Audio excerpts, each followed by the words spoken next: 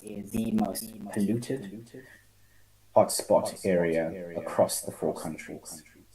This includes Bangladesh, Nepal, India, as well as Pakistan. This particular airshed has about 1.2 billion people in it. And unfortunately, that includes those that are in Pakistan. Globally, 2.3 billion people are exposed to outdoor air quality levels that are greater than 35 micrograms per cubic meter for PM2.5, and most of these live in South Asia.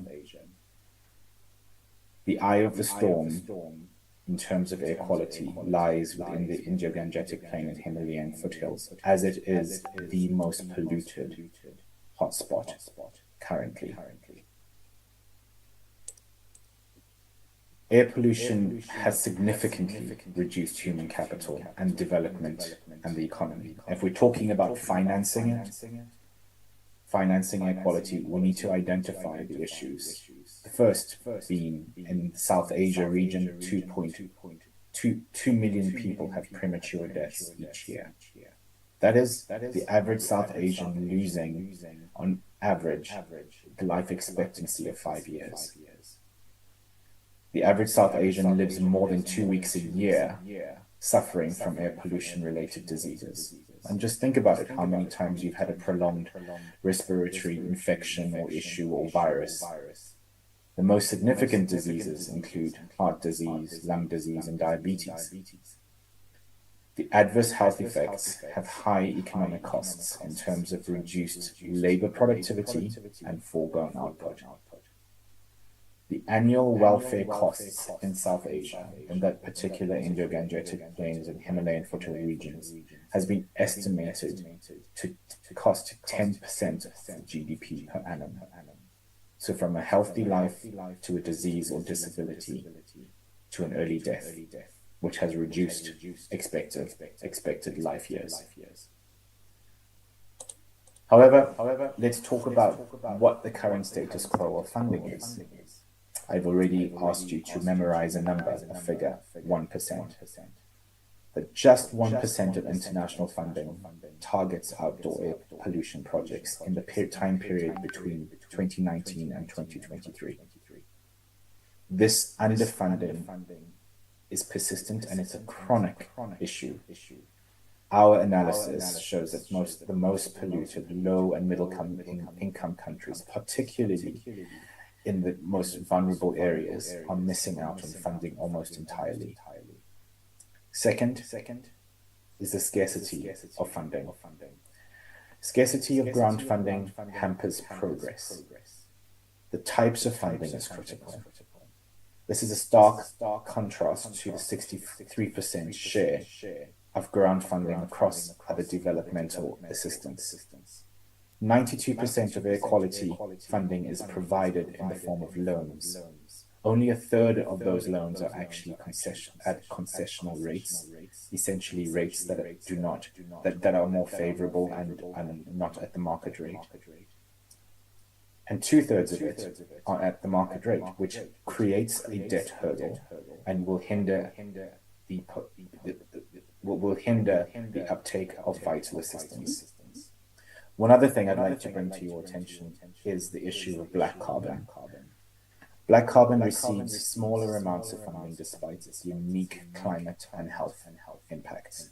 And this is due to the fact that we only have 0.1% of donors funding that supports black carbon, which affects both climate and health impacts dually, only amounts for 18 million of the 16 billion of funds that are provided to air quality between 2018 and 2022. More funding to tackle black carbon could actually unlock significant benefits, both in the climate sector as well as the health benefits. However, I'm not going to be one to be a negative neg on this particular issue. The solutions are within reach. We have seen this across the world where we have worked and reduced the amount of emissions that are caused by countries in their developmental cycle, looking through certain integrated policy packages. This comes with conventional air pollution controls, as well as decarbonization policies that reduce impacts like black carbon emissions by almost 2/3. The integrated approach is critical to ensure that we address the issues of poor air quality. I started my presentation by talking about two numbers, 7.5 million, the number of breaths you take a year, but also that 1%, which is the amount of development financing that is given to air quality projects. But this is another aspect that I'd like you to also consider and possibly memorize. These three buckets of priorities of accelerating investments towards clean air. And we've got very good examples of this from various particular areas.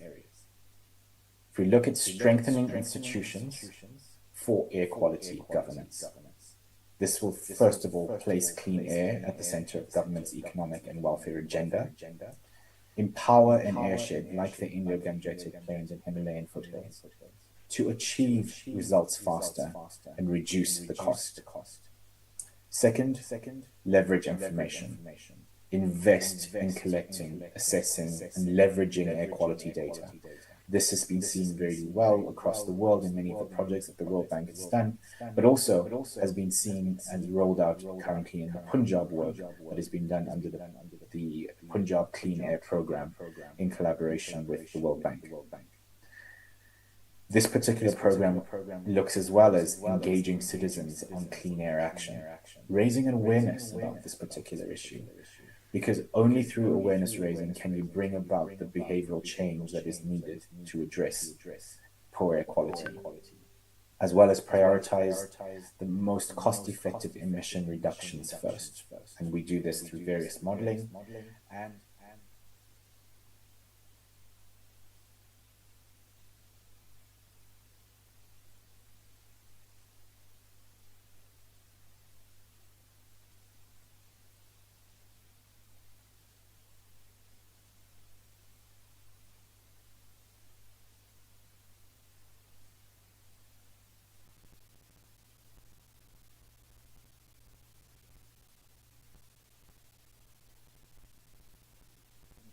ensuring that clean air is dealt with. But this will be followed by Bangladesh, Nepal, and India.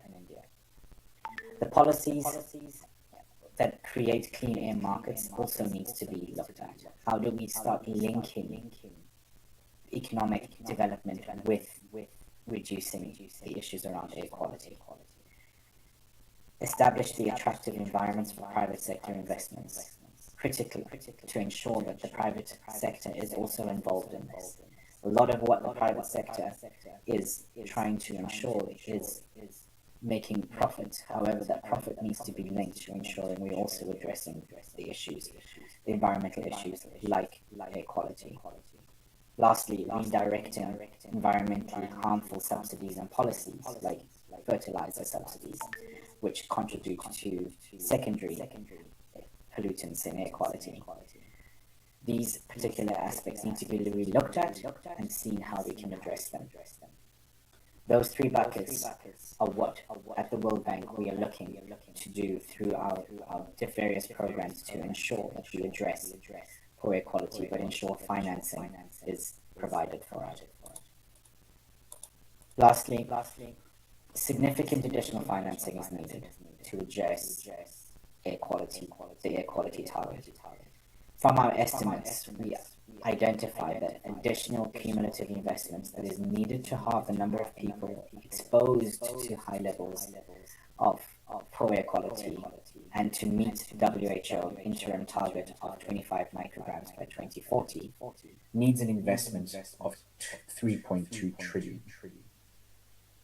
This is obviously a great effort. However, as a share of global GDP, the investment cost following the integrated approach that we have suggested, we recommended actually falls from 1% of global GDP to 0.4% by 2040.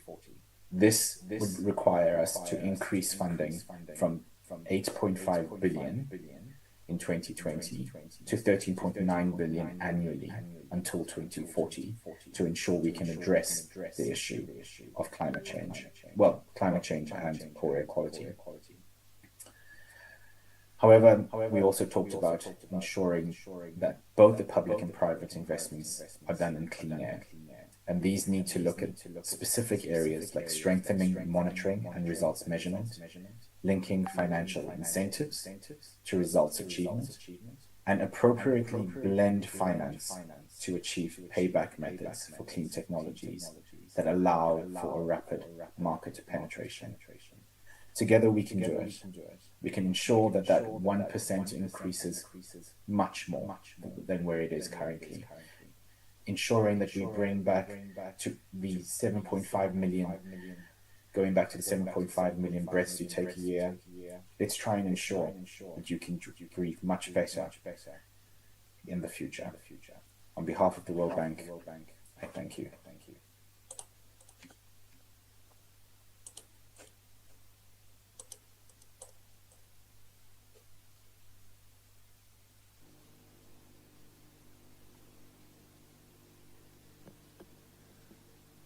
We will now invite onto the stage Fatima Attarwala, Editor Business and Finance Weekly Dawn, Arsalan Mohammad Iqbal, CRO Bank of Punjab, and Rafi Alam, Environmental Lawyer.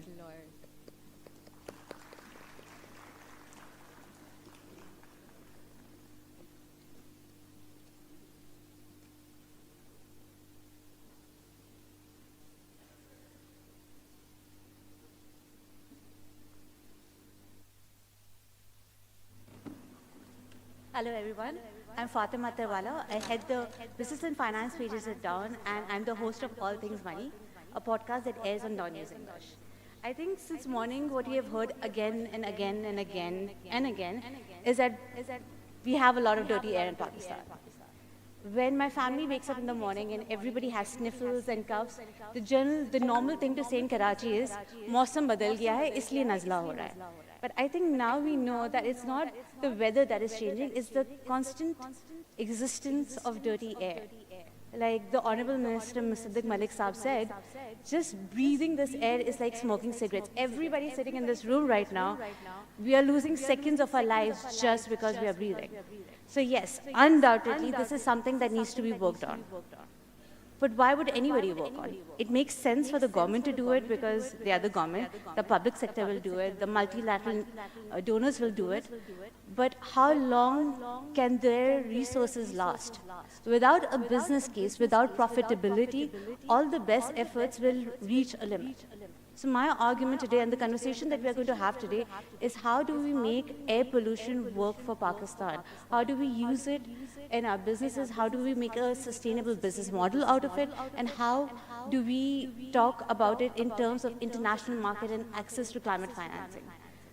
With me today are Rafi Alam, a renowned environmental lawyer, as well as Arsalan Iqbal, Chief Risk Officer of Bank of Punjab. Now, historically, as the Honorable Minister Mariam Aurangzeb Sahiba said, the private sector in Pakistan has not really stepped up towards climate change efforts. There's a report by UN which stated that regionally and globally, about 49% of climate financing comes from the private sector. In Pakistan, it's about 5%. Globally, according to the Clean Air Fund, investments in clean financing for clean air, there are about only 1% of international development funds. So within climate financing, air quality has been ignored. And perhaps it's been ignored because it's invisible, it's a silent killer, and it's a public good. It's a shared responsibility, which is why maybe nobody is taking responsibility for it. So my first question to you, for Mr. Rafi Alam, is what are the regulatory challenges that the country faces because of which there's a disconnect between the private sector and the government and the targets that need to be met? When it comes to the environment and air pollution, The disconnect is one of perception, I think. People want to have a clean environment. They like a clean environment. They talk about, I have plants at my house and I turn the tap off when I brush my teeth. But these are cosmetic, superficial ambitions. Cleaning the environment or cleaning the air, look at it this way. You have to use the black and white of printed policy paper to manifestly change the quality of the outside air or, say, water. So, black and white to actual physical change. That requires an immense and very accurate amount of information and data. You can't do it without that. And also, most improvements in the environment are not overnight solutions. They take time and they take money. And I think people forget just how expensive it is to maintain clean air and how expensive it is to maintain clean water. And stepping into this business with all the best of intentions, you find yourself in a situation where you're like, oh my God, I want to improve the air quality, but where do I get $5 billion to upgrade the refineries in Pakistan from? Yes, I want to do public transport and buses, but that's billions and billions of rupees as well. So the cost and the time frames involved, I think people don't understand them. I think I'll end here for that. It's a question of perception, really. That's why there's a disconnect. I think you're very right in who bears the cost. As Honorable Minister Mariam Aurangzeb said earlier in the day, we can have dustbins in schools, in government schools, that separate waste the way they do in Japan. Perhaps you can have them in private schools, but why would private schools have them? What incentive do private schools have to have those dustbins, even though it would help the current generation and generations in the future? So the question remains, how do we incentivize the private sector to set up?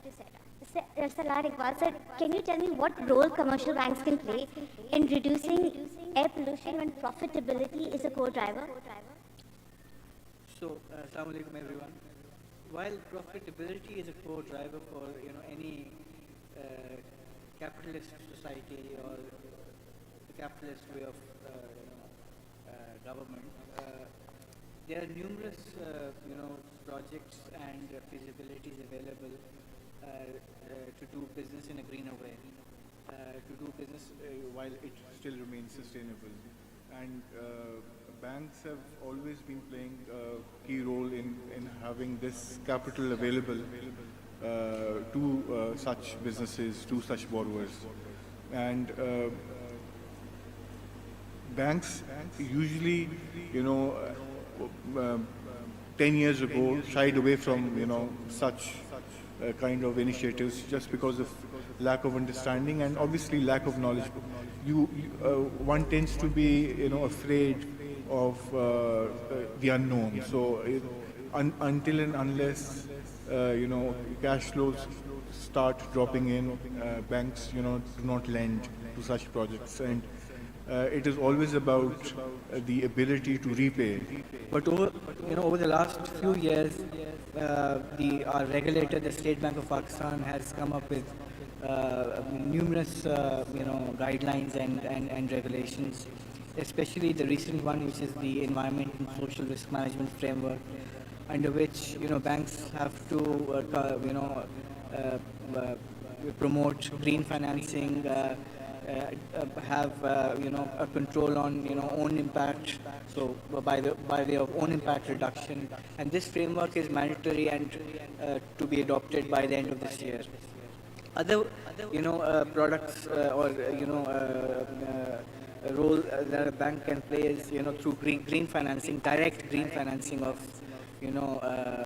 of various products, whether they're power products. By the way, BOP was one of the first banks in the country to solely do a solar power project back in 2014, when no other bank wanted to go down this road. And everybody knows about this Sky-Driven solar power project, and it is working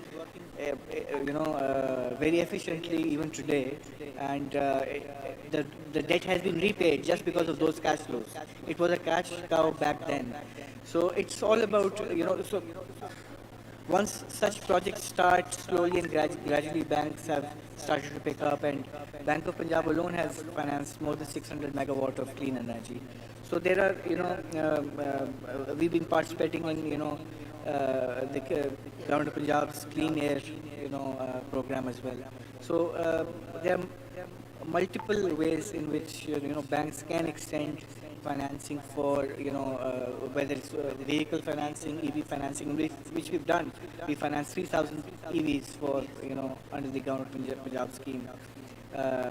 Whether it's for, power projects. So multiple revenue streams are available under this.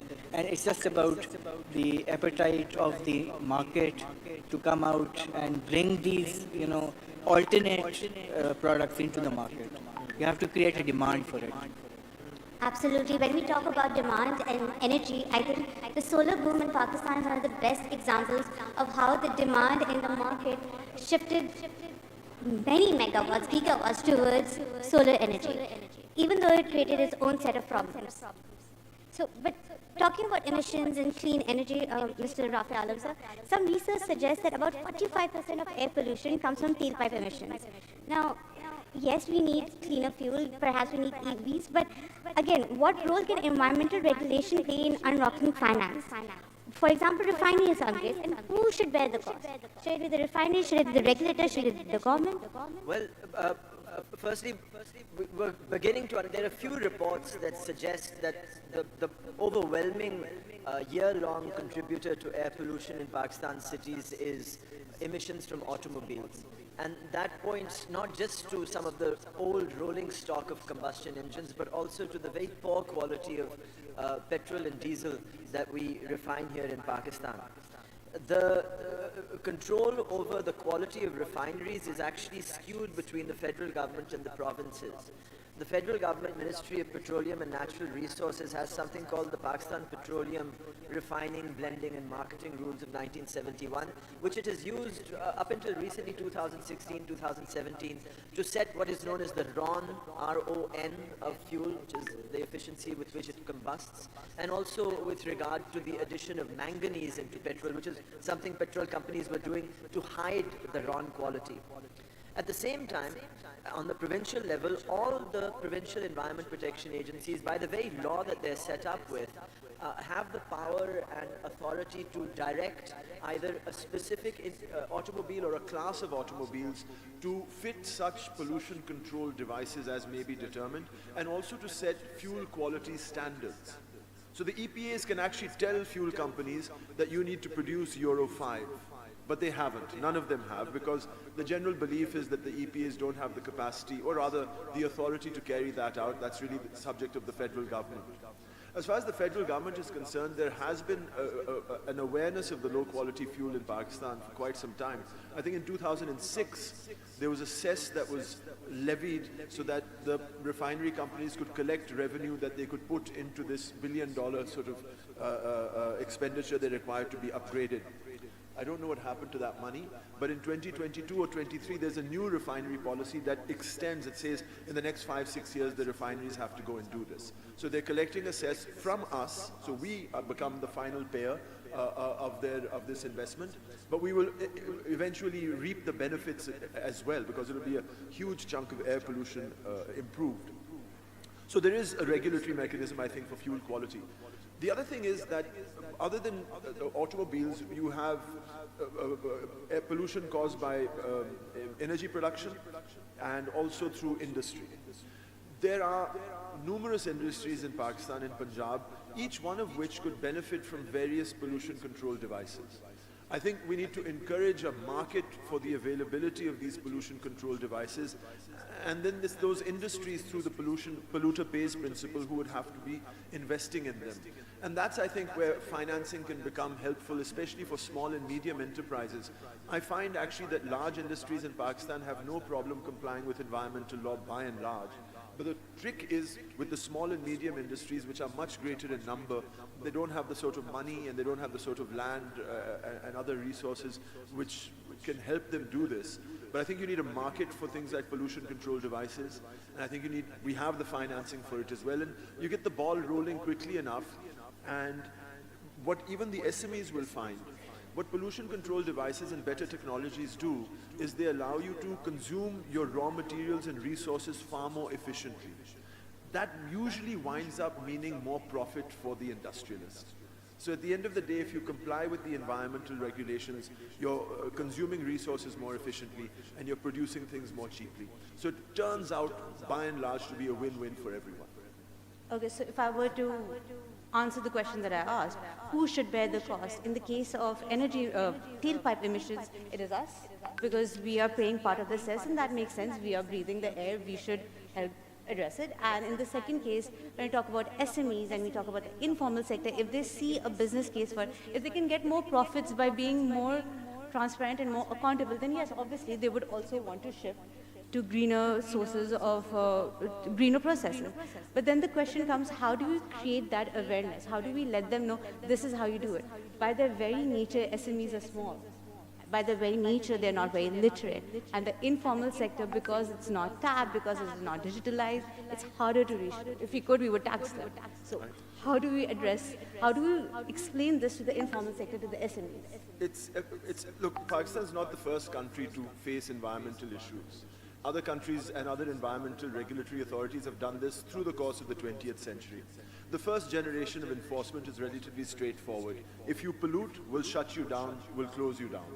But industries and economies around the world realize that if you approach economic activity with this attitude, you won't have any economic activity. So the second generation of environmental regulation was much more Pigouvian this way, that you do things like impose taxes, have rebates, financial incentives, tax write-offs, polluter pays. These are all financial incentives, sort of market-oriented to help people improve their behavior, which is worked in some parts of the world, but like I said, in Pakistan, where the vast number of industry is SME and they don't have the land or the resources, how much blood are you going to get out of this polluter pays rock, so to speak? And we need to question that, I think, in Pakistan's socio-economic milieu, and that is a tricky one. That's a debate that we're not having right now. So maybe it's trial and error, like we heard earlier in the day, that in Punjab they are taking down bricklanes and ensuring that they are more clean than they were before. Can I just say, zigzag brick technology is not a technology, and also it does not bring air emissions within the environment quality standards. It has demonstrably failed as a means of controlling air pollution. There are other pollution control technologies that brick kilns can employ, and I don't understand why our regulators have taken it to heart that brick kilns will be zigzag when they know themselves that the white dust that comes out is still many times worse than their own guidelines. I don't understand why they do this. And I've spoken to brick kiln people, I've represented them, I have clients who have invented pollution control technologies here in Punjab, but the EPA refuses to hear them because zigzag brick kiln. So that idea of having a sort of market for pollution control technologies fails in the face of this inadequate enforcement that the EPAs are doing. It's very frustrating to know that there are technologies available, just as it's very frustrating to remind people that if you remember, not 5-6 years ago, we turned off industry and went home for 1 week because of the pandemic, and the air cleaned up in front of us. We know exactly what we need to do, and it's heartbreaking to know that clean air is only 4 or 5 days away from us right now. Absolutely, and I think this is a wonderful example of how there's a lack of awareness at all levels, and it doesn't actually have to be at the SME and informal level. Within that scenario, how can commercial banks play a role in reducing air pollution? Within that scenario, what kind of financial products, green bonds, concession loans, credit lines for SMEs, could banks design to directly support clean air measures, but with the understanding that the technology that is being deployed is not such that is harming the nation, or that is, the technology is not pointless. The technology that is actually helping clean air. Can banks actually enforce that? So this is a very pertinent question. But the first and foremost thing that needs to be understood is there has to be a demand to fund such projects. If a consumer, if a borrower is going to come to a bank and not ask, for this green financing product, banks are not going to, be able to finance it. Yes, banks do play a role, and they already are playing a role in creating awareness. Every bank has its own, way of doing this. In 2025, Pakistan issued its first PKR-denominated green bond, PKR 1 billion under Parvaz Financial Services. This is to fund, clean energy to avoid thousands of tons of CO2 emissions. Also, the government of Pakistan issued a 30 billion domestic green sukuk recently under a sustainable investment sukuk framework. So the funding is there, and Bank of Punjab again set an example by we are the only bank that has been able to get a 50 million euro on lending facility from a multilateral in France from AFD. So we're going to use that money to fund green energy and green projects. And we're already in the process of funding under this AFD. Also, the State Bank of Pakistan has allowed SMEs to borrow up to 10 million as clean facility, so you don't need security. One of the biggest challenges that SMEs face usually is providing security to a bank, and banks are bound by the regulations set by its regulator. So now there is this window of opportunity where SMEs can borrow up to 10 million clean without having to provide any collateral or security or any kind of mortgage. So this provides some cushion for them to borrow under green products to facilitate themselves on the ESG front. So the room is there. Also, banks can partner with multilateral and bilateral donors to get concessional capital or guarantee support, do risk sharing when financing the clean air investment projects. So the demand has to be there. So as a bank, I know for my bank as well as for the industry, the appetite is there. We do funding, largely, and we have a framework where we judge a borrower. We have a green checklist. We have a environmental and social due diligence checklist that we do for every kind of borrower, and we screen them. And it's part of a risk, rating mechanism. So the awareness within the banks are there. The systems, the frameworks are either already in place in some banks or being put in place. The demand for such products have to come up, and it's the industry at large that has to bring this. I think what you're saying, and again what we come up against is that there has to be more awareness of the availability of funds, awareness for climate financing, for there to be a business case for demand. So for my last question, Mr. Rafi Alam, so I would like to ask, we are not the only polluted country in the world, and a lot of countries have addressed those issues. So if you could emulate one example from one country, what would it be? I'll give you examples, but then you'll say, oh, these are all rich white countries, and it's true. But you have to hear how it started. You hear, for example, Amsterdam, where there are a lot of cycles. It wasn't the case after World War II. In fact, Stockholm as well had immense automobile-related pollution. The UK, London, had immense pollution after World War II as well. There was huge amounts of pollution in the US state of California up and through the 70s, and even in New York City as well. And there have been laws made in each of these countries to address air pollution. And you think, haan, theek hai, unhone kanun bana diya, and it's a white country, it's a developed country, they can implement the law. But that law came from somewhere. In the case of Stockholm, after World War II, they put a lot of industrial production into making their automobiles, Saab. But most old European cities are medieval. They have small, narrow roads. And this overproduction of cars in European cities led to air pollution and also to kids being killed on roads, being run over on their way to school. And so in the case of Stockholm, it was angry mothers who, in a campaign to re-elect a mayor who would take cars off the street, started the air pollution revolution there. Similarly, in Amsterdam, it was again to protect kids, but it was a political movement. There was a voice for a more sustainable, clean air future, a safer city for children, and a voice of civil society that was so strong and so durable that it could withstand the 5-year election cycle. Because things like cleaning air and cleaning water aren't overnight tasks. It requires that demand Arsalan is talking about from us, from civil society. Because देखिए, at the end of the day, I remain optimistic, even in this country. अगर आपको सड़क चाहिए, आपको सड़क मिल जाती है. अगर आपको अस्पताल चाहिए, आपको अस्पताल मिल जाता है. अगर आपको स्कूल चाहिए, स्कूल बन जाएगा, मगर you have to ask for it. We have to ask for clean air. We missed the opportunity in the 2023 elections. I was surprised that air pollution wasn't an issue in Punjab. But we have to make it a demand for our elected representatives to act on it.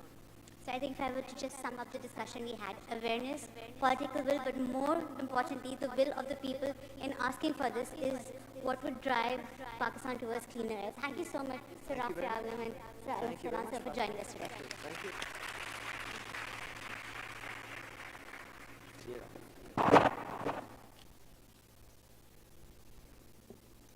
Thank you so much for this insightful session.